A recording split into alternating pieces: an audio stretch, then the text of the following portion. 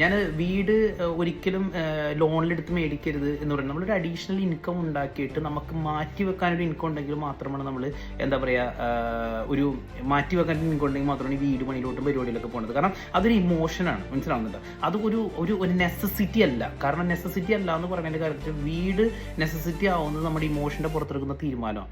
അപ്പം വീട് ഒരു നെസസിറ്റി അല്ല ആക്ച്വലി. നമുക്കതൊരു റെൻ്റൽ വീടുകളായാലും മതി. ആ റെൻ്റൽ വീടുകളിൽ നമ്മൾ താമസിക്കുകയും അവിടെ നിന്ന് നമ്മുടെ പണത്തിനെ മൾട്ടിപ്ലൈ ചെയ്യാനായിട്ട് സാധിക്കുകയും ചെയ്താൽ മാത്രമേ നമുക്കൊരു സക്സസ്ഫുൾ ആയിട്ടൊരു വെൽത്ത് ക്രിയേഷൻ ആയിട്ട് പറ്റുള്ളൂ. അപ്പോൾ വെൽത്ത് ക്രിയേഷൻ ആദ്യം ചെയ്യേണ്ട പടി എന്ന് പറഞ്ഞു കഴിഞ്ഞാൽ ലോൺ എടുക്കാതിരിക്കുക എന്നുള്ളതാണ് ആദ്യത്തെ ചെയ്ത പടി. കാരണം ഇൻട്രസ്റ്റ് കൊടുത്തിട്ട് ആ ഇൻട്രസ്റ്റ് മാനേജ് ചെയ്യാനുള്ള ഒരു ഔട്ട്പുട്ട് നമുക്ക് ആ ലോൺ എടുത്തിട്ട് കിട്ടുന്നില്ലെങ്കിൽ ആ പരിപാടിക്ക് നിൽക്കരുത്. പകരം എന്താ ചെയ്യേണ്ടത്? ആ ലോൺ എടുത്തിട്ട് നിങ്ങൾക്ക് ഒരു ബിസിനസ് ചെയ്യും, പ്രോപ്പർ ഔട്ട്പുട്ട് ഉണ്ട്, ആ ലോൺ എടുത്ത പൈസയുടെ 4 ഇരട്ടി നിങ്ങൾക്ക് ലാഭം ഉണ്ടെന്നുള്ള കരുതിയിട്ട് അതിൽ ഓപ്ഷൻസ് ഉണ്ടെങ്കിൽ മാത്രമേ ചെയ്യാൻ പാടുള്ളൂ. പക്ഷേ നിങ്ങൾക്ക് അതിനൊരു ഫിനാൻഷ്യൽ സിസ്റ്റം ഉണ്ടെങ്കിൽ മാത്രമേ ചെയ്യാൻ പാടുള്ളൂ.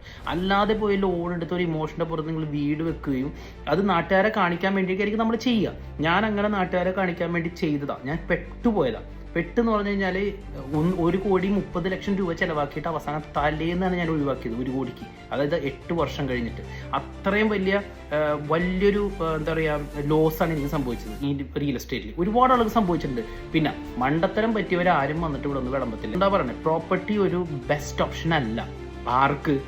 അറിയാത്ത ഒരാൾ, നോർമൽ ആയിട്ടുള്ളൊരു പേഴ്സൺ പ്രോപ്പർട്ടിയിലോട്ട് പോകണ്ട. അത് ബ്രില്യൻ്റ് ആയിട്ട് ചെയ്യുന്ന ആളുകളുണ്ട്, അവർക്കത് ചെയ്യാം.